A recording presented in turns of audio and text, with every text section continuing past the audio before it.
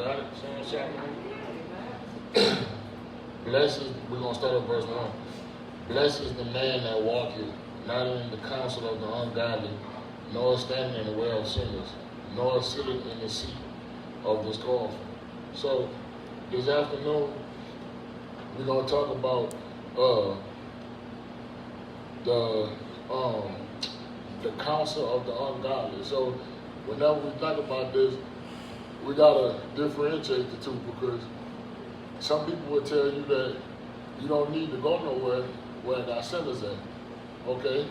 And in all authenticity, that sounds good. But that's unrealistic. It's a difference. Whenever you go to the bank, what you around up in the bank? Sinners. So you gonna stop going to the bank because it got sinners in there? If you go to a restaurant to get you something to eat because you don't feel like cooking, what you around? Sinners. You gonna stop going to the restaurant because there's sinners in there? If you got to put gas in your car, you not gonna go put gas in your car because it got sinners in there? Anybody? No? So you're gonna keep going to put gas in your car. So just about everywhere we go up in this world, they got sinners there. So you can't avoid going places where sinners are. The problem comes whenever you submerge yourself in negativity. And what do I mean by that? If I don't smoke weed and I get in the car with people that smoke it, when I get out the car, I'ma smell like what? Weed. And I might have a contact high. So even though I didn't smoke the weed, I got the smell in my clothes, in my skin, and in my hair. So I just submerged myself in it. So if I go along some people who weren't smoking, they're gonna say, what? You smell like weed, you might have been smoking. And you might not have done nothing. But I submerged myself in it, so it's my own fault. It worked the same way with this. When you sit up in that wickedness, when you sit there and counsel with that, that's whenever it becomes a problem. Like, people would say, well, you can't say that because Jesus used to hang with sinners, and Jesus would have talked to prostitutes, and Jesus would have talked to these people. Yeah, he talked to them. But Jesus wasn't going to go and sit up in a house where a bunch of prostitutes was at, where they were selling it at. Jesus wasn't going to go up in the party where they're doing all kind of crazy stuff at. Jesus just so happened to be in certain places, and sinners happened to be there. And whenever the sinners came in, Jesus would sit down and talk to them and treat them with respect. See, that's the difference. I'm not going to go to a strip club. I don't have no reason to be there. So I can't go up in there and say, I'm doing God's work and this and that. That's crazy. I ain't doing no God's work in no strip club. I'm losing money and being somewhere I'm not supposed to be. So the difference between sitting up in that wickedly counsel and just being somewhere where they have sinners is a difference. You can't submerge yourself in that negativity. So let's just say we sitting all together somewhere and we eating and we having a good old time. And I start off a conversation about what somebody had on Sunday. They had on a pink shirt and some green pants. That don't match, and it was too small and the pants was too big. So here I just started this talking about somebody, negativity. Then it spread all the way around. That's what it's talking about, sitting up in that council like that. You can't sit among that negativity because then it'll take hold to you. So some people will say, well, I could go among that and it's not going to bother me. Different people are attracted to different stuff. It's not going to bother you about weed if you never had weed. It's not going to bother you to be around crack if you never really smoked crack. But the enemy know what you like. So he could bathe you up in that negativity if you stand there and hang around it. So if I got a problem with fornication, am I going to go to a place where it's women that barely wear clothes at? Talking about I'm doing God's work and God going to protect me when I shouldn't have been there up in the first place? That's another problem that people, God's people got. We won't do what Jesus told Satan, and we won't tempt God. Whenever he told him to jump off that thing and the angels was going to catch him before his feet hit the rocks, that was true. He probably could have caught it, but he didn't want to tempt God. So that's just like saying, I'm going to go outside, I'm going to tell y'all God good, and get everybody up in the uproar and say, God will protect me from anything. I'm going to walk outside and I'm going to go all spirit, and the next 18 wheeler come, it's not going to hurt me. It's going to go straight through me. And the 18 wheeler smack me and knock me across the road, and I'm dead. And I get mad at God. That's tempting God. That's crazy. Now, how God protect you when you get in them situations and it's out of your hands. That's where the protection comes from. Like when them dudes got thrown up in that furnace, that was out of their hands. All they could do was walk up in there. That's when God comes in.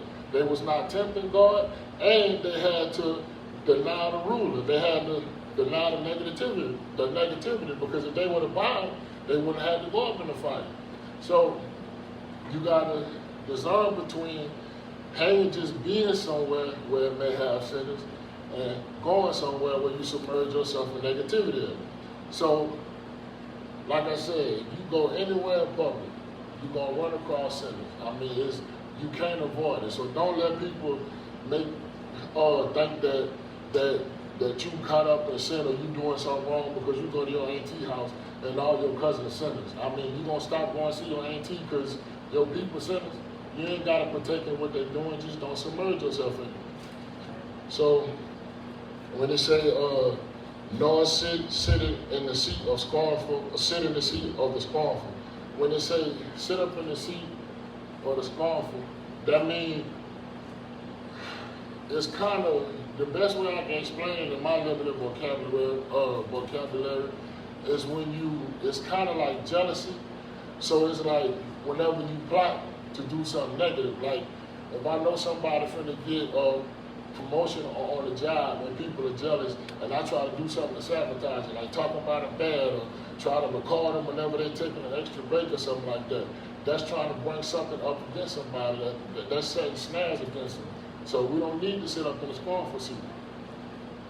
In verse 2, but his delight is in the law of the Lord, and in his law does he meditate day and night. So we got to delight ourselves in the law of the Lord.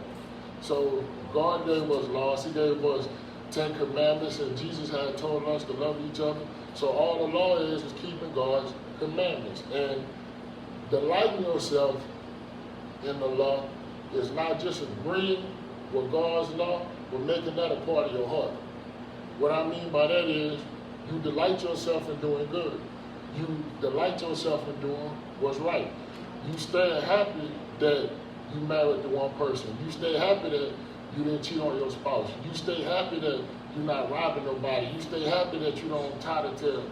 You stay happy that whenever the church put their money up, you're not stealing it, that they trust you enough to put it up in the bank. So you delight yourself in God's law. So whenever you keep in God's commandments, it should be a good feeling of the delightfulness, like a breath of fresh air that come up in you.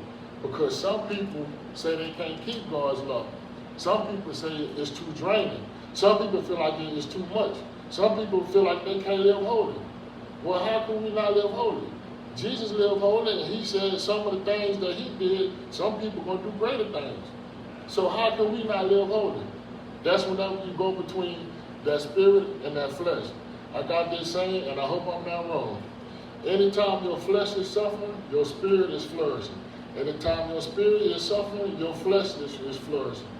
What I mean by that is, it'll feel good to break one of God's commandments. And anybody who tell you that sin don't feel good ain't never sinned. At that point in time, the sin you commit, if it's something that you like doing, will feel marvelous.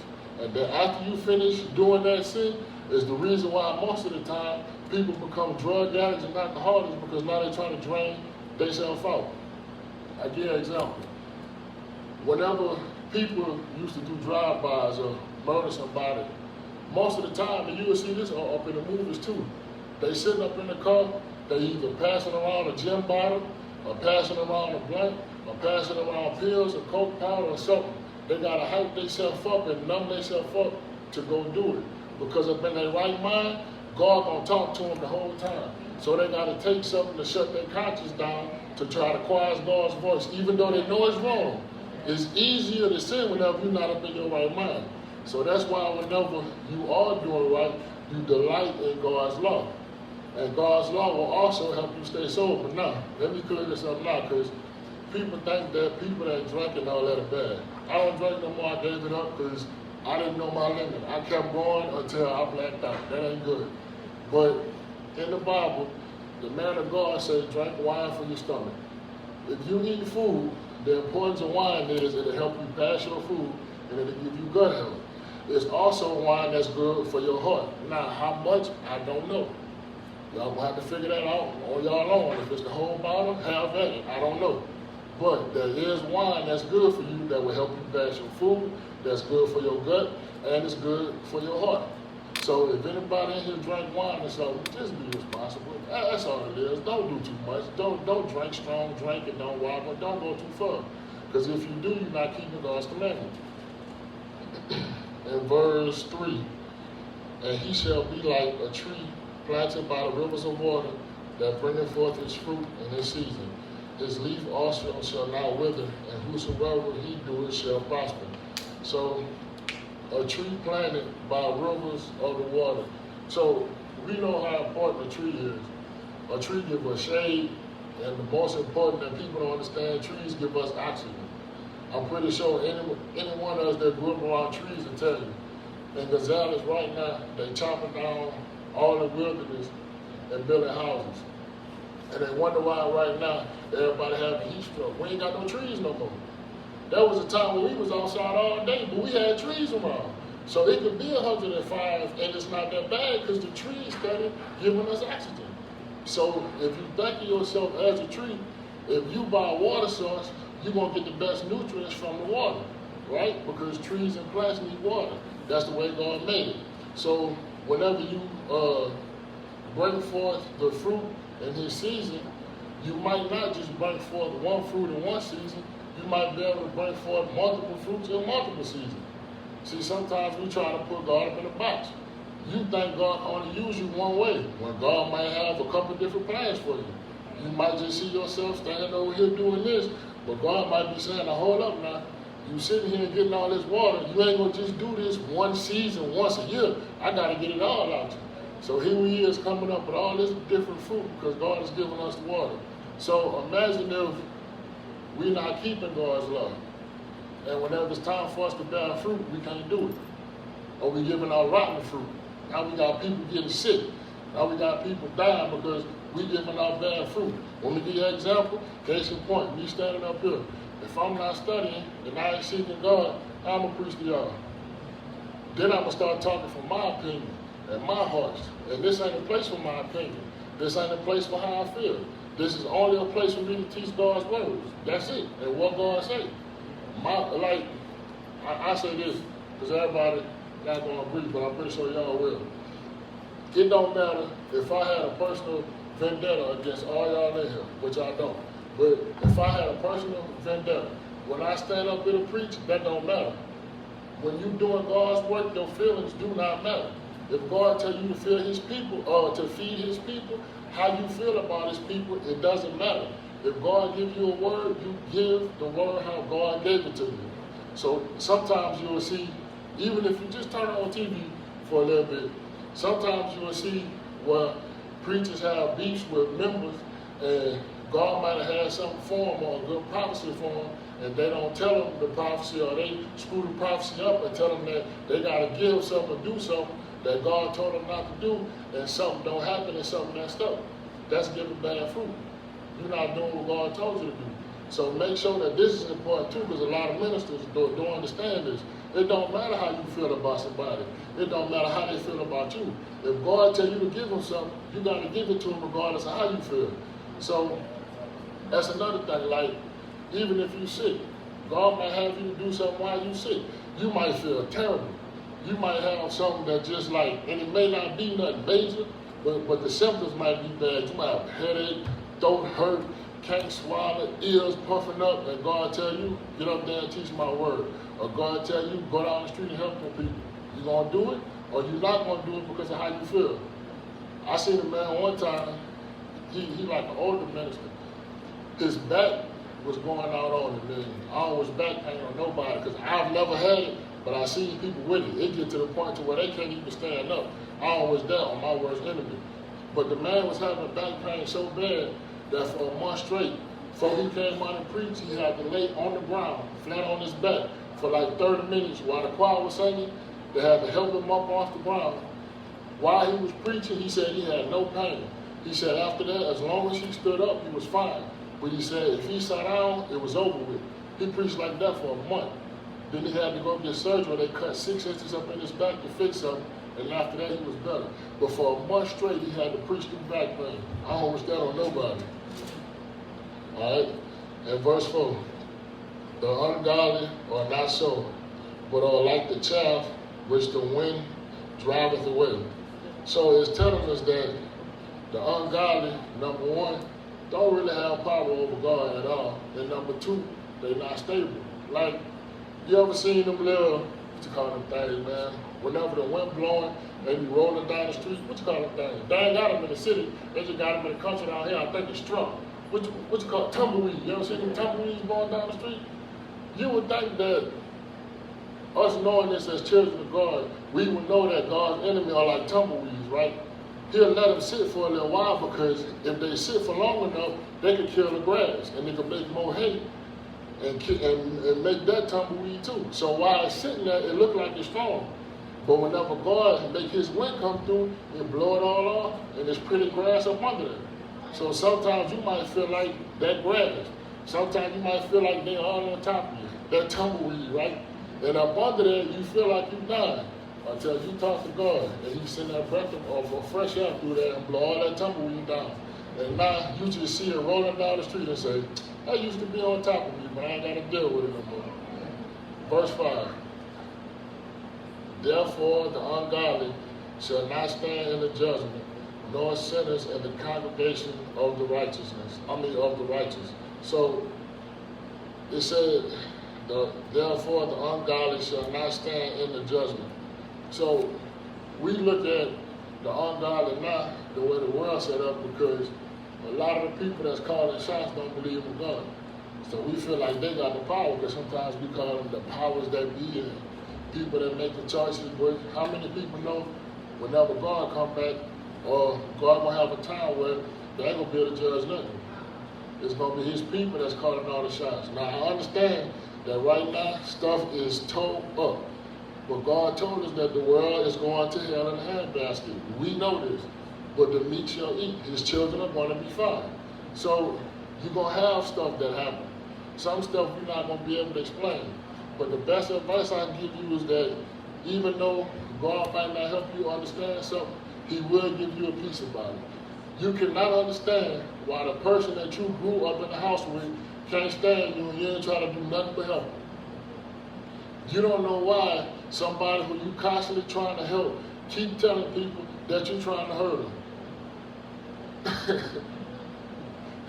And most of the time it be what? Family. You ever notice, it's crazy, you ever notice that somebody up in the street could step on your foot, hit your car, you ain't really tripping about it. But your brother, your sister, or your first cousin come down there and do that, you ain't gonna be that tolerant about it. Now, I ain't got no brothers and sisters, but I got some first cousins who, if it wouldn't be for God and my mom and dad, I promise I'd have been in jail a long time ago.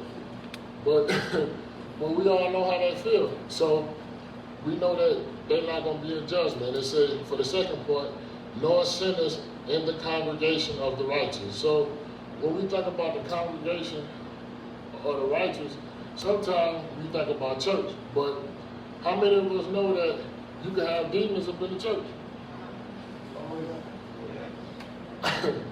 It's crazy. I was watching this movie one time, and it's a real good movie, and it's a low budget movie. And this pastor, he was about in his 30s, and he had came and took over a church up in a new city, and he had some people who was rising up against him. So it was some of the elders didn't like what he was doing because they'd been there for years and had stuff established that was real traditional or whatever. So everybody liked what he was doing because he had changed it up. Like up in the summertime, he did this outside service. It was cool outside and people was joining. So he was just walking around the church because he was going through so much because the elders pushing against him whenever he trying to grow. So it was a man who was his security who'd been there for years. He was in a wheelchair. It was Clifton Powell, matter of fact. So Clifton Powell went up to him and said, "Man, what's wrong with you?" He said, "Man, I don't know how I'm going to do it, man. I'm trying to do God's will, and this is going on, and that's going on, and I just feel like a bunch of demons jumping on me." He said, "I don't want to hear that. And the dude like, why? He said, God was surrounded by demons in heaven, and he ain't never complained. So, just because you one of God's children don't mean that you're not going to have demons around you. Nah, this is the important part to know about them demons and the enemy's children. They can't touch you unless God let them. And most of the time, all they're doing is talking to you. Think about it. When you're at your lowest point, all you get is thoughts. So all they're doing is talking to you. Now, they got some ways of talking to you. They tell you some stuff that make you want to either hurt yourself or somebody else. But if you really sit down and examine the way God put this together, all they really doing is talking to you. When you're in a bad mood, that's all the enemy doing is speaking stuff into your mind. So if you could block that out, if you really at that point start picturing what God done for you and how he brought you through, you'll be able to overcome that every time. Because all the enemy doing is what? Talking. In verse number 6, for the Lord knoweth the way of the righteous, but the way of the ungodly shall perish. So it's telling us here that God know our ways. And it's good that God know how we are. Because a good parent knows how to help their child because they know their child ways. Like, you can't lie to your mama. I tried. And she'll just sit there and say, yeah, boy, all right, go on about your business. You can't lie to somebody who knows you. And I had to think about it. Whenever I got older, I said, I sat on this woman's bladder for 9 months. I can't lie to her. So God knows us. So God knows how much we could take, and God knows what to give us. God knows it's going to be some stuff that he might tell us that we can't handle. That's why God will never explain to us his full essence, because I wouldn't be able to understand it. Half of the stuff he tells me now, I'm like, God, you got to make this simple for me. Simple and plain. 1, 2, 3, A, B, C. So God knows how to help us. Don't ever think God don't know what you need or how to help you in your situation, because God knows the righteous.